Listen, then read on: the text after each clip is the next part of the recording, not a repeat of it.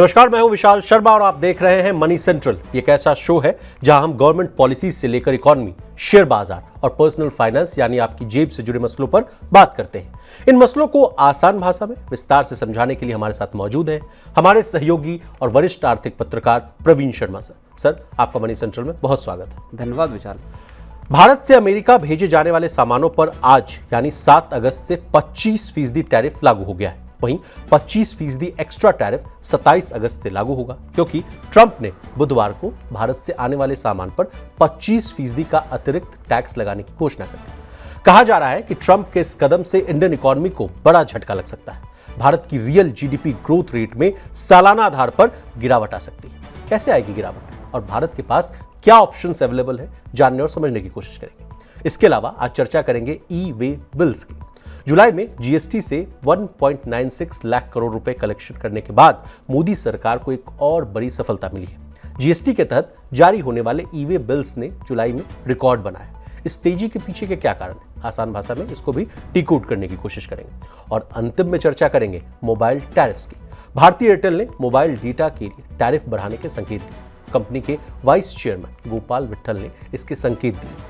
क्या फिर से महंगाई का झटका लगने वाला? इस बार कंपनियों के द्वारा कीमतों में बढ़ोतरी के पीछे का क्या तर्क दिया जा रहा है, यह भी जानने की कोशिश करेंगे। तो चलिए बिना देर किए फटाफट करते हैं मनी सेंट्रल की शुरुआत।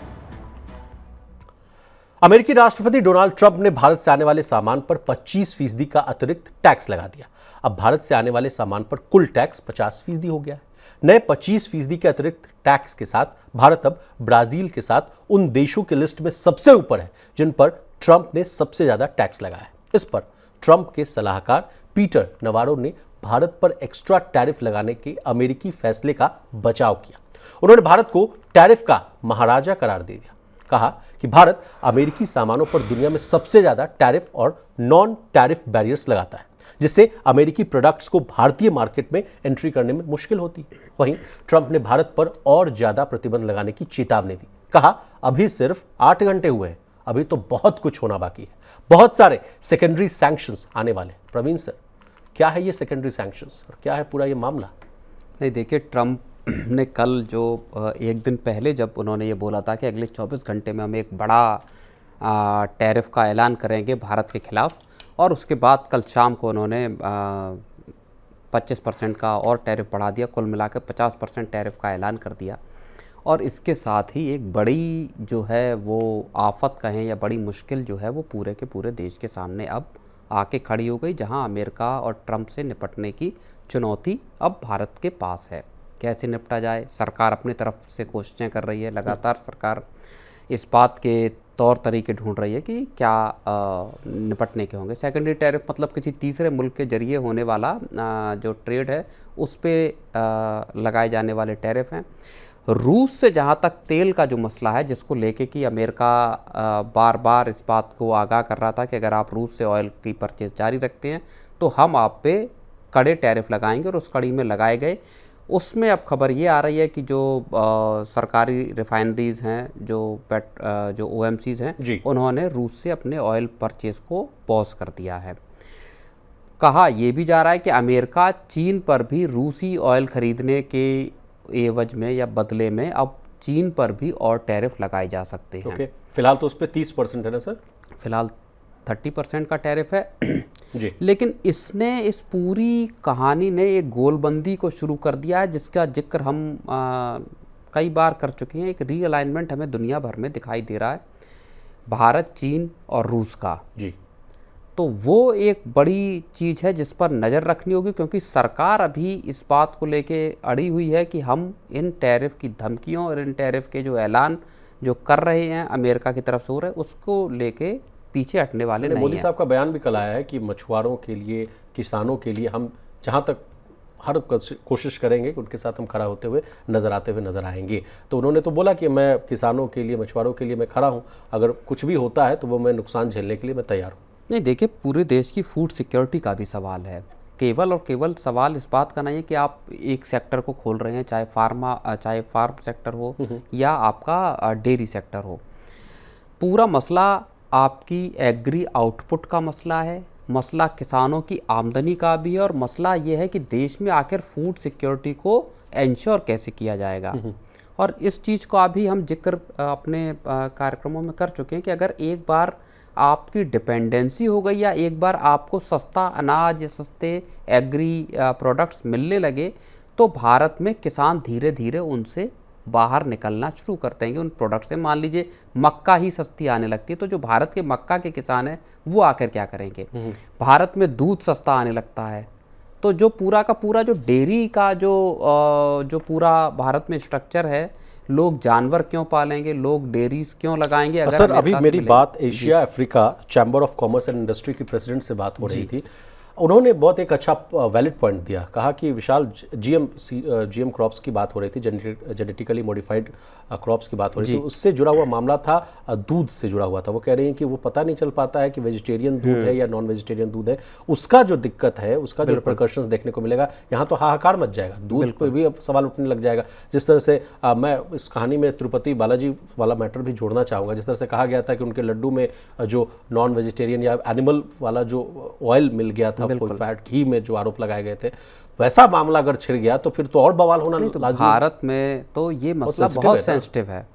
भारत दुनिया के उन मुल्कों में नहीं है जहाँ पे कि 100% आबादी जो है वो नॉन वेज है, चाहे वेस्टर्न कंट्रीज़ हो या दूसरे मुल्क हो। भारत दुनिया के कम ही मुल्क ऐसे हैं जहाँ पे वेजिटेरियन फूड को लेके इतनी ज़्यादा आप कहें कि सेंसिटिविटी देखी जाती है। और आप याद करेंगे फूड को लेके, अगर 1857 की अगर आप क्रांति को देखेंगे, उसकी जड़ में क्या था? उसकी जड़ में यही चीज़ थी कि कारतूसों में गाय की चर्बी लगी हुई थी। तो वो जैसा कहा जाता है उस क्रांति की शुरुआत ही इस वजह से हुई, जो अंग्रेजी सेना में जो सैनिक थे भारतीय, उनको ये कहा गया कि आप गाय की चर्बी से लगे हुए कारतूसों में पहले आपको चर्बी हटानी है, उसके बाद आप कारतूस को फायर करेंगे। इस पे पूरा विद्रोह हो गया, लाखों हजारों लोग मारे गए, या पूरा एक आज़ादी का आंदोलन खड़ा हुआ। खैर, तो कुल मिला के चीज़ें इतनी सेंसिटिव हैं। सरकार फार्म सेक्टर को लेके एक बार जब बिल लेके आई थी, उस पर सरकार के हाथ जले। Exactly sir. अब सरकार किसी तरह का रिस्क नहीं लेना चाहती। हर साल हर 2-4-6 महीने में कहीं ना कहीं चुनाव होते हैं, सरकार इतना बड़ा रिस्क उठा नहीं सकती कि आपको पूरा एक्सेस दे दे। विशाल, अब प्रवीण सर, इस कहानी में अब गोल्डमैन सैक्स को भी लाने की कोशिश करते हैं। कहा जा रहा है कि जिस तरह से जो टैरिफ अनसर्टेनिटीज़ है और जिस तरह से जो टैरिफ बढ़ाया जा रहा है, इससे जो इकोनॉमिक स्लो डाउन की भी चिंताएं सामने आ रही है। कहा जा रहा है कि जीडीपी में 0.3% की गिरावट आ सकती है, और ब्लूमबर्ग की एक रिपोर्ट है जिसका आप न्यूज़ रूम में हवाला भी दे रहे थे, उसमें आप कह रहे हैं कि 1.1% का डिक्लाइन आ सकता है जीडीपी में। फिलहाल सर 6.5% की दर से हम बढ़ते हुए आगे नजर आ रहे हैं। अगर ये होता हुआ नजर आएगा तो क्या 5.4% की दर से हम लोग बढ़ते हुए नजर आएंगे, या ये कितनी चिंताजनक वाली बात है, ये आप समझाइए। नहीं, बिल्कुल ये चिंताजनक सबसे ज़्यादा बात यही है। 50, देखिए मसला ये है कि क्या भारत और अमेरिका के बीच में ये डेडलॉक टूटेगा? क्या भारत और अमेरिका के बीच में कोई ट्रेड डील हो पाएगी, या दोनों देश अपने अपने मोर्चे पर एडामेंट रहेंगे? भारत कितनी रियायत आखिर में असल उसमें दे सकता है? मसला है तकरीबन 40-50 बिलियन डॉलर के ट्रेड का, जो झटका लगेगा। अब मतलब ये $0.5 ट्रिलियन का मामला हो गया। तो इकोनॉमी को, अगर हम $4 ट्रिलियन की इकोनॉमी है, $4.25 ट्रिलियन के लगभग है, उसमें आपको $50 बिलियन का आपको झटका लग सकता है सिर्फ इस ट्रेड की वजह से। सालाना लगेगा ना? सालाना ये जो झटका है वो हो सकता है। ये झटका फिर ट्रांसलेट होगा आपकी इकोनॉमी में। तो वो जो एक ब्लूमबर्ग की जो खबर है, उस हिसाब से जो एनालिस्ट कह रहे हैं कि ये 1.1% तक जीडीपी का झटका हो सकता है जी। अच्छा, कल हम बात कर रहे थे आरबीआई की, एमपीसी की जी। आरबीआई ने अभी तक का जो अपना अनुमान दिया है, कल शाम को 25% एडिशनल टैरिफ का ऐलान होने से पहले, तब वो 6.5% की बता रहे थे कि इतनी ग्रोथ भारत की इस फिस्कल में रहेगी। लेकिन तब तक इतनी अनसर्टेनिटी नहीं थी, और ये बात बार बार आ रही थी, या मैंने बार बार कही कि आरबीआई अब वेट करेगा। ये सवाल उठा था, आपने भी उठाया कि आखिर रेट कट क्यों नहीं किया गया, जबकि महंगाई एकदम निचले लेवल पर 2.16। उसकी वजह यही थी, और जो मैंने बताया कि आखिर आरबीआई को अब ये देखना है कि इस पूरे टैरिफ की अनसर्टेनिटी में इकोनॉमी शक्ल क्या लेती है। अगर 1.1% का झटका अगर इकोनॉमी को लगता हुआ दिखेगा, और आप समझिए कि अगस्त के बाद सितंबर और अक्टूबर में जब अगली मॉनेटरी पॉलिसी बैठक होगी, और अगर ये चीज़ें यथावत रहीं, तो आरबीआई को फिर विचार करना पड़ सकता है कि अब ग्रोथ को बढ़ाने के लिए उनके पास क्या ऑप्शन है, क्या 0.25% या 25 बीपीएस की कटौती अब जरूरी है।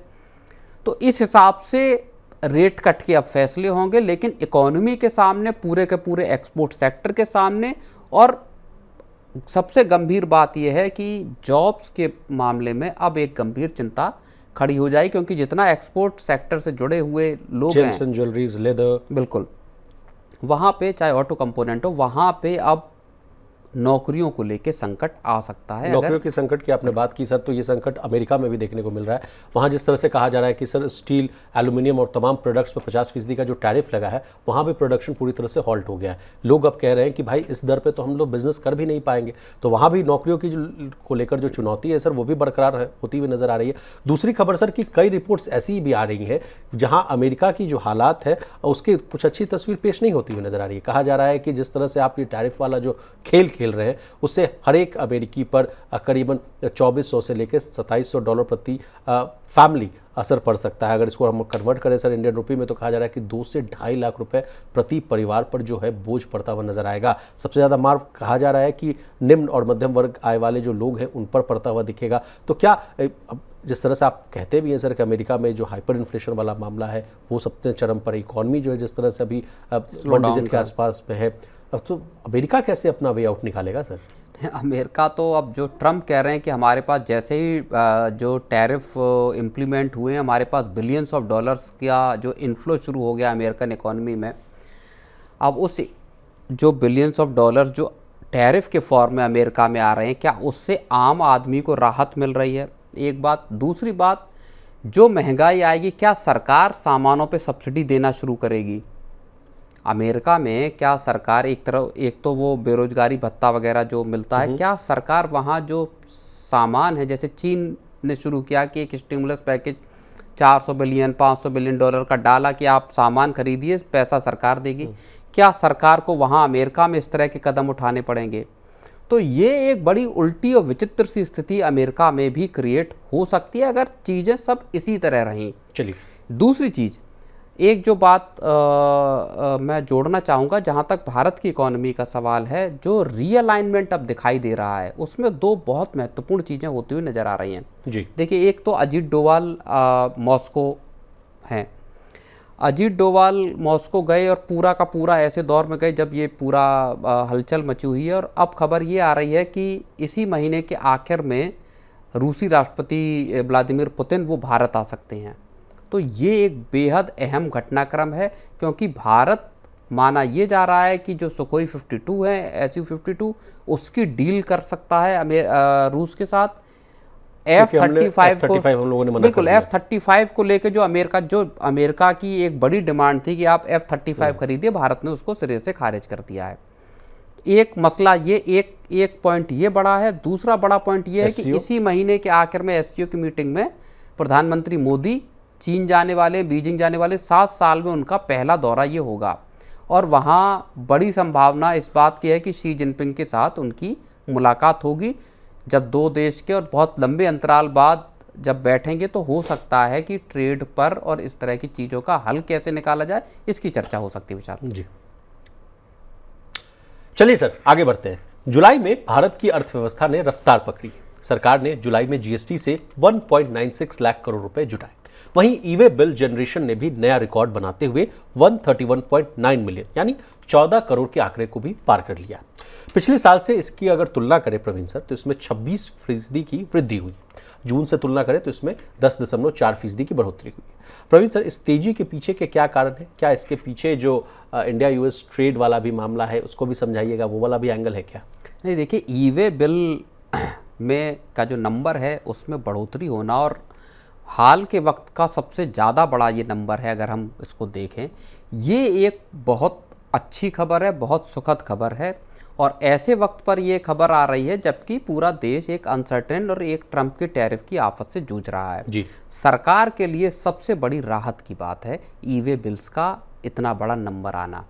सर सबसे पहले आपसे समझना चाहें कि ई वे बिल होता क्या है, अगर हमारे व्यूअर्स को अगर समझने में थोड़ी दिक्कत हो तो ई वे बिल्स बेसिकली जब सामान का ट्रांसपोर्टेशन होता है तो उसके लिए, हाँ, उसके लिए एक जो डिजिटल बिल एक जनरेट होता है जीएसटी नेटवर्क के जरिए, वो जो बिल है वो जनरेट किया जाता है। इस बिल से ये पता चलता है कि देश में जो कमर्शियल एक्टिविटी है वो किस तरह से चल रही, ट्रांसपोर्ट सामान कितना कहाँ से कहाँ हो रहा है, और इस बिल्स के नंबर बताते हैं कि देश में आर्थिक गतिविधियों की रफ्तार कैसी है जी। तो जो फास्ट मूविंग इंडिकेटर्स हैं इकोनॉमी के, उसमें ई वे बिल आता है, उसमें आपका जीएसटी के नंबर्स आते हैं, उसमें कार सेल्स का डेटा आता है। ऐसे 4-5 चीज़ें आती हैं जो ये बताते हैं कि आखिर आपकी इकोनॉमी किसी एक सर्टेन पीरियड में काम कर कैसा रही है।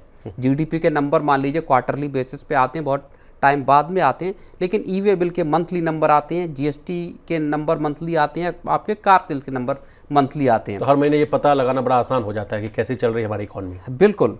तो ये जो आंकड़ा आया है ये दरअसल ये बता रहा है कि अर्थव्यवस्था इतने बुरे जो ग्लोबल जिस तरह के हालात हैं उसमें इकोनॉमी मजबूती से वर्क कर रही है, मजबूती से चल रही है जी। इसी के साथ अगर आप जीएसटी के नंबर देखेंगे तो वो जो 1.87 लाख करोड़ का 96 लाख करोड़ का जो नंबर था वो भी बड़ा नंबर है, और लगातार 2 लाख करोड़ के आसपास का जीएसटी का नंबर आ रहा है जी। ये बताते हैं कि सरकार के खजाने में भी पैसा आ रहा है, दूसरा आर्थिक गतिविधियां भी खराब हालात में चल रही हैं। अब फैक्टर क्या है, एक तो देखिए रूरल डिमांड को के मजबूत रहने की खबरें आ रही है इसमें। गुड मॉनसून भी है सर, अच्छा मॉनसून है तो जाहिर तौर पर उससे जो फार्म आउटपुट है उसके अच्छे निकलने की, एग्री सेक्टर में एक्टिविटीज़ के तेज होने की बात है जी।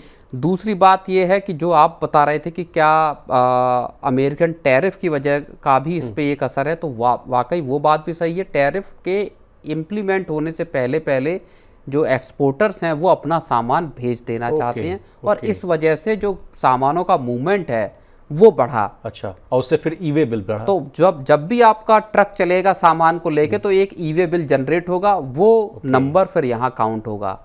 तो ये बताता है कि टैरिफ लगने से ठीक पहले लोग जो या एक्सपोर्टर जो हैं, कारोबारी हैं, वो अपने सामानों को निकाल देना चाहते हैं, आपका एक्सपोर्ट कर देना चाहते हैं। और सर एक और आंकड़ा है, मैन्युफैक्चरिंग क्षेत्र का आंकड़ा है, S&P ग्लोबल के HSBC मैन्युफैक्चरिंग PMI के आंकड़े हैं सर।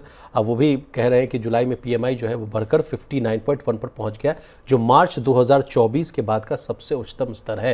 तो ये भी एक अच्छा इंडिकेटर है जो दिखा रहा है ऐसे समय में सर, जैसे आपने 3 इंडिकेटर्स बताया ना कि अगर मुझे बहुत जल्दी अगर वॉच करना हो मुझे, एक तो जीएसटी का है, तो जीएसटी का सही नंबर आ रहा है सर, PMI का भी एक अच्छा आंकड़ा आ गया, ई वे बिल का भी आ गया सर, लेकिन एक जगह है जहां हम लोग कमजोर पड़ रहे हैं वो है कार सेल्स का आंकड़ा, तो वहां कुछ स्पीड अप आने की गुंजाइश होती भी नजर आ रही है सर। नहीं, कार सेल्स का नंबर जाहिर तौर पर थोड़ा सा लगातार कार सेल्स के आंकड़े परेशान करने वाले हैं। पूरा ऑटो सेक्टर इस वक्त एक बड़े परेशानी के दौर से गुजर रहा है। PMI के नंबर की अगर मैं बात करूं तो ये आंकड़ा भी बहुत मजबूत और अच्छा है, क्योंकि मैन्युफैक्चरिंग सेक्टर को लेके भी आप याद कीजिए कि लगातार चिंताएं आ रही, क्योंकि मैन्युफैक्चरिंग ग्रोथ जो है वो हमको गिरती हुई दिखाई दी है। अगर आप उसको 2024 के आखिर से देखेंगे तो मैन्युफैक्चरिंग ग्रोथ में तेज गिरावट दिखाई दी है जी। वहां अगर चीज़ें सुधर रही हैं तो ये भी एक अच्छा संकेत है इकोनॉमी के लिए। विशाल, चलिए सर आगे बढ़ते हैं और अब बात कर लेते हैं मोबाइल टैरिफ बिल की।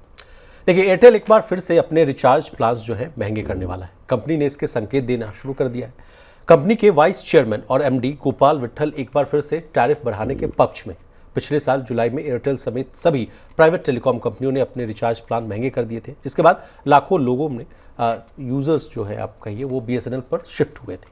प्रवीण सर, क्या एक बार फिर से प्राइवेट कंपनियां अपने प्लान महंगा करने पर विचार कर रही हैं, और अगर ऐसा हुआ तो आप ठीक कह रहे थे, न्यूज़ रूम में भी आप बात कर रहे थे सर कि जिस तरह से भी जो मूड माहौल है, इकोनॉमिक स्लोडाउन की बात कही जा रही है, उस समय ऐसी फिर महंगाई की मार पड़ना कितना लाजमी है सर? नहीं, देखिए, किराए बढ़ाने की बात चल रही पिछले 2-3 महीने से, और कई अलग अलग ब्रोकरेज रिपोर्ट में अलग अलग जो एनालिस्ट हैं और जो जानकार हैं, जो इंडस्ट्री से जुड़े लोग हैं, वो कह रहे हैं कि इस साल के आखिर में एक हाइक देखने को मिल सकता है। यानी जो आम लोग हैं, जो मोबाइल यूजर हैं, 1 अरब के आसपास नंबर है, उनके ऊपर अब एक बार फिर से महंगे मोबाइल रिचार्ज की मार पड़ने वाली है। कंपनियों का तर्क ये है कि साहब डेटा भारत बहुत यूज करता है, भारत के लोग डेटा बहुत यूज़ कर रहे हैं, और जिस हिसाब से डेटा यूज हो रहा है उस हिसाब से पैसे कंपनियों के पास आ नहीं रहे। अब एयरटेल का ही ले लीजिए, लगभग 250 रुपये के आसपास आरपू है, जो कि एकदम विट्ठल साहब ने पैमाना है इस चीज़ का कि आपको कमाई आखिर हो कितनी रही है प्रति व्यक्ति। विट्ठल साहब का मानना भी है सर कि इसको हम बढ़ाना चाह रहे हैं। नहीं, वो पूरी इंडस्ट्री चाहती है कि बढ़ाया जाए। जो ब्रोकरेज कंपनियां हैं वो भी कहती हैं कि अगर इस बिजनेस में जो टेलीकॉम सेक्टर है वो हाई कैपिटल इंटेंसिव सेक्टर है, वहाँ अगर आपको अच्छी तरीके से कारोबार करना है तो आपका आरपू 300 रुपये के आसपास होना चाहिए। कंपनियों की सोच भी यही है कि किसी तरह 300 रुपये के आरपू पे पहुँचा जाए। एयरटेल का आरपू तकरीबन 250 रुपये है। 250 रुपये का मतलब यानी हुआ अगर 300 पे पहुँचना तो 50 रुपये पर पर्सन आपको आरपू बढ़ाना है। अब बड़े पैमाने पे जो लोग हैं उनका क्या है कि वो छोटे प्लान रखते हैं जिससे उनका मोबाइल का कॉलिंग का या बाकी का कामकाज चल जाए, डेटा वगैरह चल जाए, थोड़ा महीने का अपना खर्च भी कंट्रोल रहे, खर्च कंट्रोल रखना ही। अब लेकिन हुआ ये है कि मोबाइल चलाना 300 साढ़े 300 रुपये से कम का सौदा रह नहीं गया। तो लोगों की जेब पे असल में किसी भी घर में, अगर मैं इस बात को इस हिसाब से देखता हूँ कि अगर किसी घर में 2 या 3 मोबाइल फ़ोन हैं, और है भी सर, और कम से कम है ऐसा, तो उनको चलाने की आखिर कॉस्ट कितनी बैठने वाली है। क्या एक परिवार में, एक उदाहरण के तौर पे मैं ये बात कह रहा हूँ, क्या एक परिवार में अगर 3 फ़ोन या 4 फ़ोन हैं, क्या कंपनियां बंडलिंग करके इस तरह का प्लान नहीं दे सकती कि साहब 3 अगर फैमिली आपके वो हैं तो आपको जो चीज़ 300 की मिल रही है वो 200 की मिलेगी। सर उस पर अगर जोड़ दीजिए, माफ़ी चाहूँगा रोक रहा हूँ, Tier 1 Tier 2 सिटीज़ में जोड़ दीजिए तो 4 फ़ोन तो हो गए परिवार के, उस पर से वाईफाई का बिल वो जोड़ दीजिए। बिल्कुल, वाईफाई सारे घरों में लगा ही हुआ है। लेकिन इसमें देखिए, ये तो बात हुई शहरी इलाकों की। ग्रामीण इलाकों में जाइए, बहुत सारा तबका ऐसा है जिसको मोबाइल में डेटा की ज़रूरत नहीं है, जो प्लेन फ़ोन चलाना चाहते हैं आप उनको भी। और इसी को लेकर ट्राई का वो आया था कि आपको 0 डेटा वाला भी प्लान देना पड़ेगा, कंपनियों ने उसको दिया भी, लेकिन वो क्या इतना सस्ता है जहाँ पे कि लोग उसको यूज़ कर पाएँ। तो ये भी एक बड़ा सवाल है। बाकी कंपनियां तो लगी हुई हैं और एक बढ़ाएगी तो तीनों कंपनियां बढ़ाएंगी। मेरा अगला सवाल था सर कि अगर एयरटेल अगर बढ़ाएगी, अगर सोच भी रही है सर, तो उसके बाद सीधे सीधे इनके कतार में आ जाएंगे जियो, क्योंकि उसके पास भी सबसे ज़्यादा कस्टमर्स हैं, 48 करोड़ के आसपास उसके भी यूज़र्स हैं, और उसके बाद वोडाफोन आइडिया, फिर BSNL, और फिर वही शिफ्टिंग वाला कारोबार चलेगा। अब असल में टेलीकॉम सेक्टर में प्राइस वॉर का जो दौर था वो हो गया ख़त्म। अब कंपनियाँ चाहती हैं कि कोई एक बढ़ाए तो मुझे मौका मिले। अब कंपनियां ये नहीं सोचती कि ये बढ़ाए तो मैं घटा लूं प्राइसेस, और कस्टमर एक्विजिशन करा जाए। अब एक्विजिशन के जो डेटा है ना, एक्टिव यूजर जो या यूजर एडिशन का जो डेटा है वो लगातार आप पिछले 4-5 महीने से देख लिए मजबूत बने हुए हैं, चाहे जियो का हो चाहे एयरटेल का हो। तो कंपनियों को ये लग रहा है कि लोग आ रहे हैं, सिम खरीदी जा रही है, नए यूजर जुड़ रहे हैं, पुराना यूजर कहीं जा नहीं रहा है, तो अब क्या करना है, अब इसमें किराया बढ़ाया जाए ताकि आरपू हमारा बढ़कर आए। सर ये तर्क मुझे समझ में आता है, जो रिपोर्ट्स भी आ रही थी, जिसको हम लोगों ने डिस्कस भी किया था मनी सेंट्रल में। कहा जा रहा था कि पिछली बार जो हम लोगों ने रेट हाइक किया वो चीज़ पच गई, इसलिए अब मुझे बढ़ाना पड़ेगा। फिर जेफरीज की एक रिपोर्ट भी आ रही थी, वो कह रहे थे कि साल के अंत तक भी बढ़ाना बहुत लाजमी हो जाएगा। तो सर ये तर्क के बीच में ये प्रश्न उठता है सर कि जिस देश की 60% 50% आबादी एग्रीगेरियन हो, रूरल क्षेत्र से आती हो, उस पर 300 रुपये प्रति महीने का आप आरपू बढ़ाने के चलते अगर उस पर आप बोझ डालेंगे तो खुद भी तो आप समझिए कि कंपनियां असल में चाहती क्या है कि जो ग्लोबल लेवल पे जो, और ये तर्क कंपनियों का है कि दुनिया भर में डेटा या वॉइस वाला जो वो है उसका जो प्लान का की कॉस्ट है वो ज़्यादा है भारत के मुकाबले। तो इनको लगता है कि हम सबसे सस्ते डेटा या सबसे सस्ती वॉइस जो है वो, या सबसे सस्ता रिचार्ज हम भारत में दे रहे हैं। कंपनियों को लगता है कि ये एक पैरिटी होनी चाहिए। पैरिटी होनी चाहिए मतलब जितना इंडोनेशिया में, श्रीलंका में दाम है उतना ही भारत में रिचार्ज का दाम होना चाहिए। और ये उनको इसी वजह से कंपनियां चाहती हैं कि भले ज़रूरत हो या ना हो, भले इसमें ही प्रॉफिट हो रहा हो। अगर आप एयरटेल का Q1 का अगर आप प्रॉफिट देखेंगे तो अच्छा खासा प्रॉफिट रहा है, एक तिमाही का अच्छी खासी उसमें बढ़ोतरी भी हुई है जी। तो उसके बावजूद कंपनियों को लगता है कि इंटरनेशनल लेवल पे पैरिटी लाने के लिए हमको जो टैरिफ हैं वो बढ़ाने पड़ेंगे और उसकी मार जो है सीधी आम कंज्यूमर पर पड़ने वाली है विशाल। जी, आपने ठीक कहा सर, 43% इनका जो नेट प्रॉफिट है उसमें उछाल देखने को मिला था। लेकिन सर एक लास्ट कमेंट आपसे लेना चाहेंगे, तब मोबाइल और टैरिफ की बात हो रही है तो इसमें जो विदेशी लोग हैं उनकी भी बात कर लेना बहुत ज़रूरी है। स्टारलिंक की भी एंट्री हो गई है सर, के ऊपर की भी बातचीत चल रही है, तो क्या ये सवाल आपसे पूछना जायज़ होगा कि क्या इन लोगों के आने से टैरिफ की जो मार है वो कम होती हुई दिखेगी या तो नहीं? देखिए, स्टारलिंक या कुइपर या और किसी भी जो ग्लोबल कंपनी के सेटकॉम मार्केट में आने का असर भारत में टेलीकॉम सेक्टर में प्राइस वॉर के तौर पे दिखाई नहीं देगा। लिमिटेड एक्सेस की परमिशन है इनको, और मान लीजिए जैसे 10 लाख या 20 लाख ही आप कस्टमर को एक्वायर कर सकते हैं, इस तरह की कंडीशंस इनके लिए हो सकती हैं। तो एक जो बराबरी का जो लेवल प्लेइंग फील्ड है वो सेटकॉम में विदेशी कंपनियों को नहीं मिलने वाला जी। और यही बात सरकार बार बार कह रही है। हालांकि जो घरेलू जो टेरेस्ट्रियल ऑपरेटर्स हैं वो कह रहे हैं कि नहीं साहब, इनको तो बड़ा फ़ायदा होने वाला है, हमारा तो धंधा ही बैठ जाएगा, लेकिन ऐसा दिखाई नहीं देता। इनको अभी भी एज रहेगा और इसी वजह से कोई बहुत बड़ा कंपटीशन क्रिएट होने वाला है। क्योंकि अगर मान लीजिए 3,000 रुपये महीने का प्लान स्टारलिंक का आता है, प्लस उसके साथ 32,000 33,000 की फिक्स जो असेट की कॉस्ट है, किट की कॉस्ट है, वो कितने लोग अफोर्ड कर सकते हैं, ये एक बहुत बड़ा सवाल है। जी, एक लास्ट सवाल सर, क्या फिर से सब लोग बीएसएनएल पर शिफ्ट होते हुए दिखेंगे? बीएसएनएल के फिर दिन बहुड़ेंगे या नहीं? बीएसएनएल को देखिए, वैसे तो पिछले साल लोगों ने ज्वाइन करना शुरू किया था, लेकिन क्या बीएसएनएल अपनी जो सर्विसेज की क्वालिटी है उस पर खरी उतर पा रही है, ये सवाल है। सरकार पूरी तरह से लगी हुई है, 4G 5G लॉन्च कराना चाहती है। सरकार पूरे के पूरे बिजनेस को बीएसएनएल के को टर्न अराउंड करना चाहती है और इसीलिए आप हर बजट में देखिए, खासतौर से पिछले 2-3 बजट में सरकार लंबा चौड़ा अमाउंट बीएसएनएल और एमटीएनएल को बजट में एलोकेट करती है। अब बीएसएनएल की जब तक सर्विसेज की क्वालिटी एयरटेल या आपका जियो के लेवल पे नहीं पहुंचेगी, तब तक बीएसएनएल में, और पिछली बार लोगों ने शिफ्ट करके देख लिया, उसके बाद फिर चर्निंग, उसके बाद फिर चर्निंग दिखाई दी, फिर से लोग चले गए कि बोले नहीं ये दे नहीं पाएंगे अच्छी क्वालिटी। तो यहाँ बीएसएनएल को अपनी क्वालिटी को सुधारने और एक क्रेडिबल जो टेलीकॉम ऑपरेटर है उसको बनने की कोशिश करनी होगी विशाल। चलिए प्रवीण सर, आपका बहुत शुक्रिया, आपने कीमती समय निकाला, तमाम विषय को बहुत ही आसान भाषा में विस्तार से समझाने की पूरी कोशिश की। तो आज के मनी सेंट्रल में बस इतना ही। इसी तरह देश, दुनिया और बिजनेस जगत से जुड़ी तमाम ताज़ा तरीन खबरों के लिए बने रहिए हमारे साथ और देखते रहिए मनी 9।